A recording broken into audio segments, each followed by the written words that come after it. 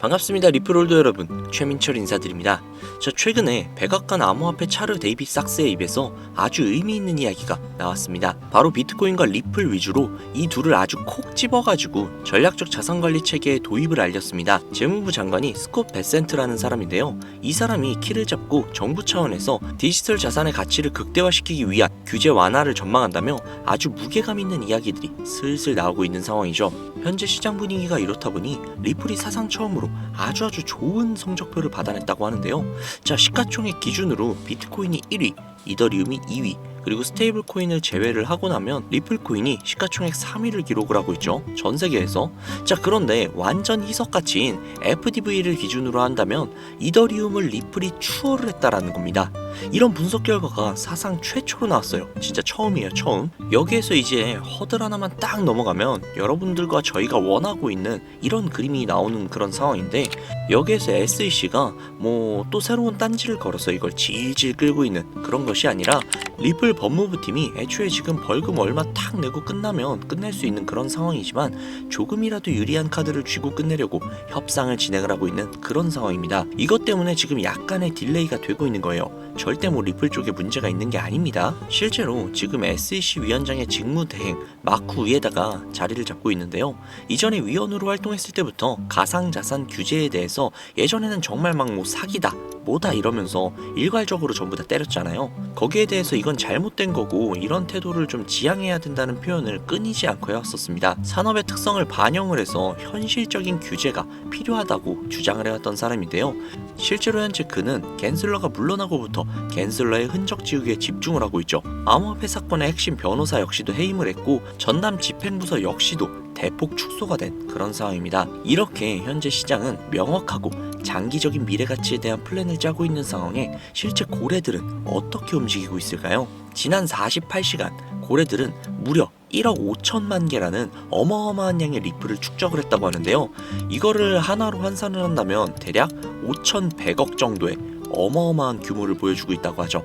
즉 고래들도 현재 리플의 플랜에 충분한 메리트가 있다라고 판단을 해서 이 막대한 자금을 쏟아부어서 장기적 플랜을 짜고 미래 가치에 투자를 하고 있는 겁니다. 자, 그렇다면 그들이 리플에 열광하는 이유가 도대체 뭘까요? 이제는 XRP라고 불리는 리플, 한국인들 사이에서는 그 어떤 코인들보다도 인기가 상당히 높은데요. 이는 몇 가지 이유가 있습니다. 첫 번째, 한국은 금융 기반과 디지털 화폐 산업의 발전에 많은 관심을 가지고 있는데요. 리플은 국제금융기관과의 협업을 강조하고 금융 시스템의 효율성 향상을 목표로 하는 특성을 가지고 있어서 한국의 금융기관과의 협업 가능성이 굉장히 높다라고 여겨집니다. 두 번째는 안전성과 신속성인데요. 리플은 분산된 금융거래 시스템을 기반으로 하여 안정적이고 빠른 거래를 제공하는 게 특징이죠. 특히 리플은 초당 처리 거래량이 코인들 중 압도적인 속도를 자랑하기 때문에 국제금융거래에 최적화된 모습을 보여주고 있습니다. 즉, 한국인들이 좋아하는 빨리빨리와 빠르면서 안정성까지 뛰어난 모습이 굉장히 매력적이게 보이는 것이죠. 세 번째, 국제 송금 시장에서의 활용성, 즉 가교통화로서의 가능성인데요. 두 번째 내용과 연결되는 내용이죠. 거기에 더해서 수수료마저 굉장히 저렴합니다. 한국은 국제 송금이 굉장히 활발하게 이루어지는 나라 중 하나이기 때문에 리플의 위에 나온 특성들은 굉장히 매력적인 특성이라고 볼 수 있습니다. 요약하자면 리플 코인을 보유하고 선호하는 이유, 그 중에서도 한국이 유독 더욱더 선호하고 있는 이유는 한국 금융기관과 금융기관들과의 협업 가능성, 안정성과 신속성, 그리고 저렴한 수수료로 인해 국제 송금 시장에서의 활용 가능성이 굉장히 높다는 점을 들 수 있다는 겁니다. 내용만 들어보면 리플 이거 그냥 목적이 있어서 만들어진 코인 같은데? 라는 생각이 분명히 드실 겁니다. 정확합니다. 리플은 2004년 리플페이란 이름으로 개발이 되었죠. 개발 시기부터 이미 리플의 목표는 단 한 가지였습니다. 전 세계 은행 간 실시간 자금 송금 서비스. 애초에 개발 당시부터 목적이 가교통화였어요. 금융거래의 목적이었다는 거죠. 그렇기 때문에 발행될 수 있는 코인의 양은 1000억 개로 한정이 되어 있으며 추가 채굴 역시도 불가능합니다. 여기에서 굉장히 큰 메리트가 혹시 느껴지시나요? 잘 모르시겠다고요? 쉽게 설명을 해드릴게요. 자, 구독자님들, 요즘 물가 상승 굉장히 좀 큰 체감되지 않으세요? 제가 어릴 적에는 학교 앞에서 컵떡볶이를 300원, 500원 이렇게 팔았거든요. 그런데 지금은 컵떡볶이가 2,000원이 넘는데요. 엄청나죠? 이 물가 상승률이 1년에 평균 4% 정도 상승을 한다고 합니다. 이 물가 상승이 일어나는 것을 바로 인플레이션이라고 하죠. 인플레이션이 발생하는 원인은 여러 가지가 있지만 가장 대표적인 이유는 바로 통화량 증가에 있다는 겁니다. 즉 나라에서 돈을 찍어내면 찍어낼수록 국내에 돌고 도는 돈의 양이 많아지겠죠. 그런데 돈의 양이 점점 늘어나게 되면 그 화폐의 값어치가 떨어지게 되고 화폐의 값어치가 떨어지게 되면 물가가 상승하는 인플레이션이 발생한다는 겁니다. 이 인플레이션이 고도화되면 초인플레이션이 발생이 되고 이 초인플레이션으로 유명했던 나라가 바로 짐바브웨라는 나라죠. 짐바브웨 달러는 수레에 한가득 싣고 가야 달걀 단 한 개를 구매할 수 있었다고 합니다. 실제로 휴지보다 짐바브웨어 달러가 더 저렴해서 휴지 대용으로 사용했다고도 하죠.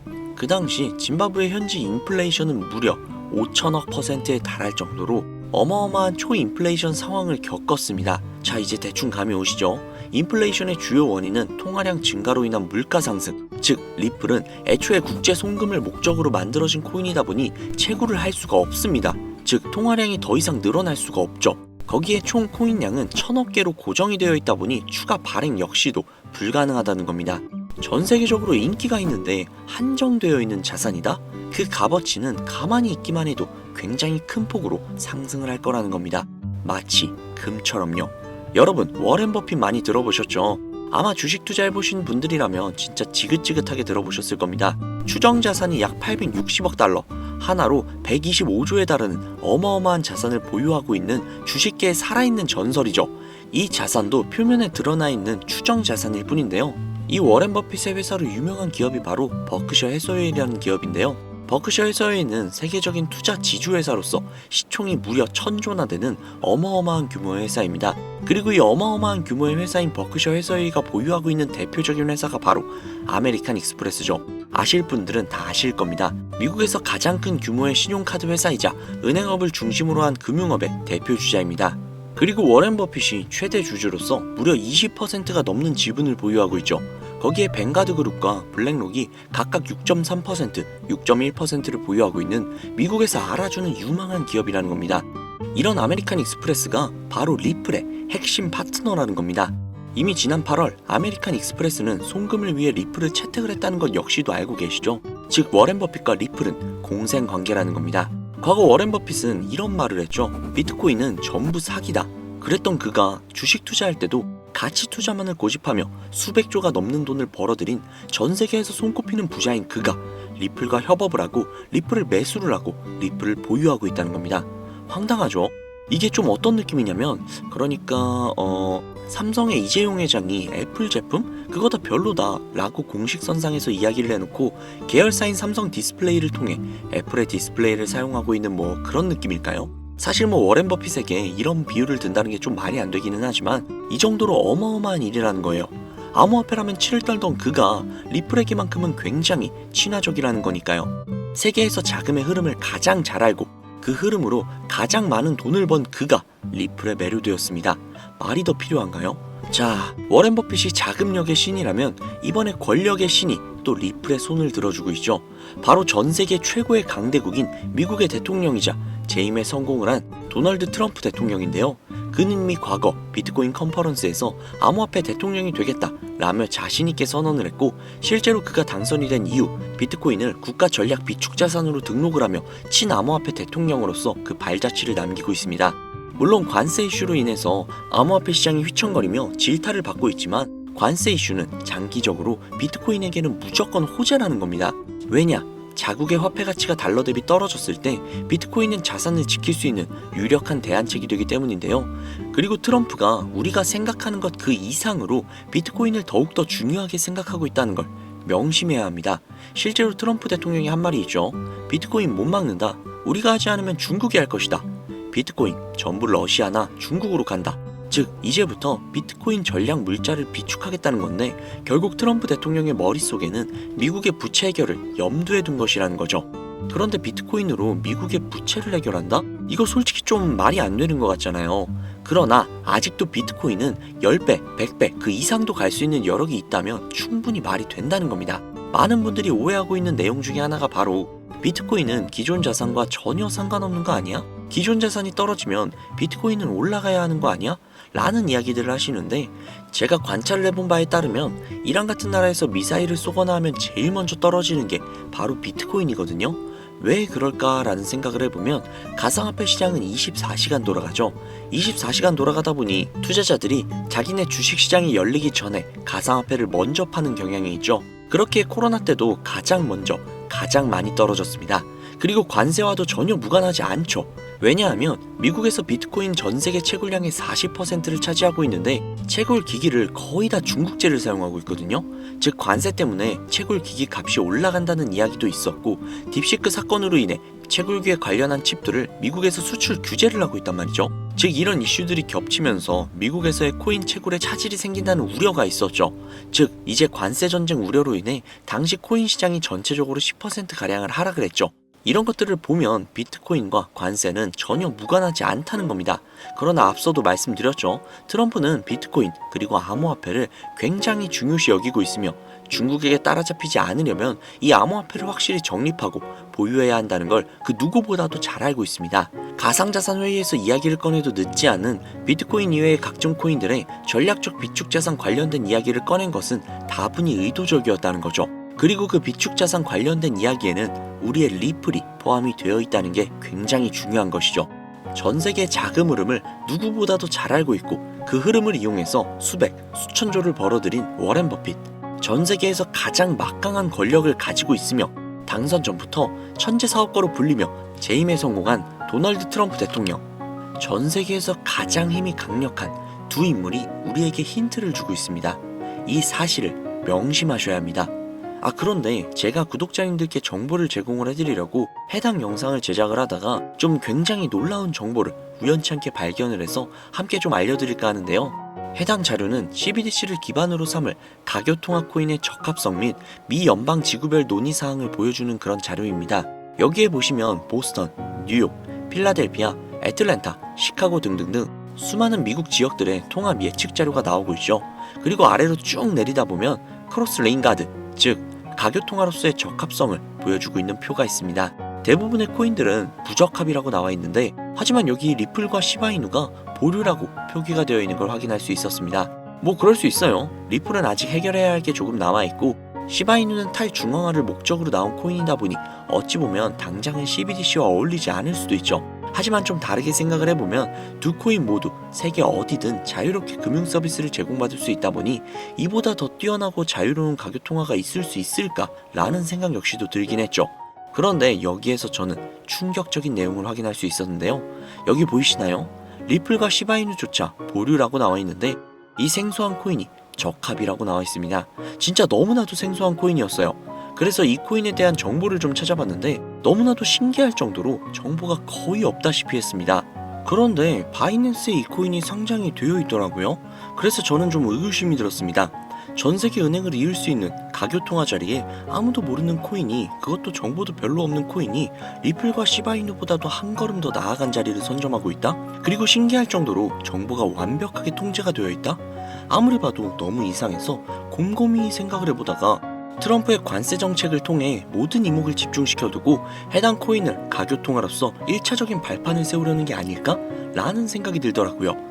그래서 바로 국내 거래소 중 가장 거대한 거래소인 업비트를 확인을 해봤는데 놀랍게도 올해 초 이미 상장이 되어 있었습니다. 그뿐만이 아니죠.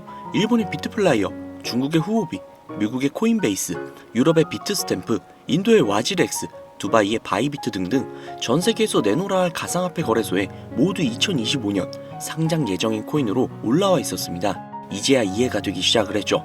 이 코인을 통해 미국이 다시 한번 전 세계의 경제 패권을 쥐기 위한 시발점으로 삼으려는 계획인 것 같습니다. 제가 그래서 이 코인을 구독자님들께 공유해드리려고 영상을 촬영을 해서 올렸는데 이게 유튜브 측에서 자체적으로 그냥 막아버리더라고요. 아무래도 국제정세와 관련이 있는 코인이다 보니 유튜브 측에서 자체 필터링이 되는 것 같아요. 벌써 2번이나 경고를 먹었어요. 한 번만 더 경고를 먹으면 더 이상 구독자님들께 좋은 영상을 제공을 해드릴 수가 없어서 어쩔 수 없이 상단부에 있는 제 개인 번호 010-7648-7650, 010-7648-7650 이 번호로 리플, 이라고 적어서 문자 보내주시는 분들에게 해당 코인 정보를 제공을 해드리려고 합니다.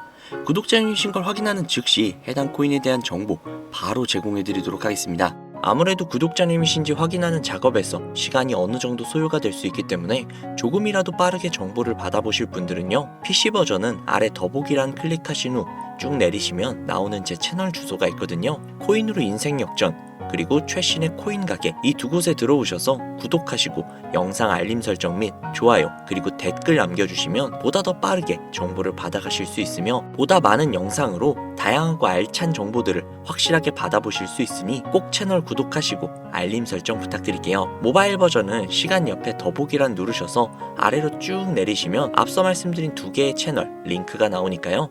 해당 링크로 들어오셔서 채널 구독해주시고 영상 알림 설정 및 좋아요 그리고 댓글까지 꼭 남겨주세요. 다른 분들보다 더욱더 빠르게 정보를 받아가실 수 있을 겁니다. 요즘 저를 사칭을 해서 정보를 팔아먹으려고 하는 악질업자들이 너무나도 많이 늘어나고 있습니다. 제보가 진짜 빗발치고 있어요. 다시 한번 말씀드리지만 저는 절대로 금전을 요구한다거나 멤버십 가입 유도를 한다거나 개인정보 등을 요구하지 않습니다. 그런 사칭범들이 워낙 많아서 문자를 보내주시는 분들 한 분 한 분 제 구독자님이신지 확인 후 공유해드리다 보니 약간의 시간이 소요가 된다는 점 다시 한번 양해 부탁드립니다. 저는 진짜 많은 거 안 바래요. 오로지 제 채널을 키우기 위해서 제 영상을 보시고 제 채널 구독, 좋아요, 알림 설정 그리고 댓글 정도만 남겨주시면 저는 그걸로 만족합니다. 그리고 제 영상을 통해서 구독자님들이 조금이라도 더 나은 삶을 사실 수만 있다면 저는 그걸로 정말 만족합니다. 그러니 이건 외에 요청하는 게 있다면 제가 아니라 사칭이니까 진짜 조심하셔야 돼요.